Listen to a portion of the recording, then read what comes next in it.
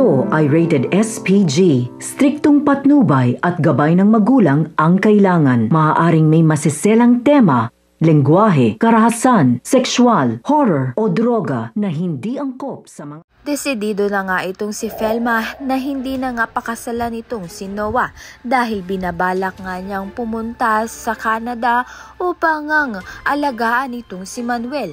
Nabalitaan niya nga kasi kay Jessica na dinala nga ni Hazel itong si Manuel sa nursing home upang ngang doon maalagaan at wala ngang kasama itong si Manuel na mahal sa buhay. Samantalang ito ngang si Jessica ang nagiging daan nga upang makausap ni Colleen ng kanyang ama na si Manuel.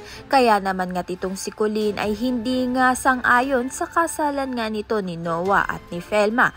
Sa kabilang banda naman nga gumagawa nga ng paraan itong si Andrea at si Jeff upang ngang magkaayos muli itong si Noah at si Felma. Subalit ito ngang si Felma ay may nararamdaman pang ang pagmamahal dito kay Manuel at itinigil niya na nga ang pagpapakasal niya nga dito kay Noah. Matanggap nga kaya ni Jeff at ni Andrea ang desisyon nga ng kanilang ina dahil ito ngang si Colleen ay masaya nga dahil itong si Felma ay babalikan niya nga itong si Manuel. Kaya naman nga yan at iba pa ang dapat natin pakaabangan. Maraming salamat sa iyong panonood.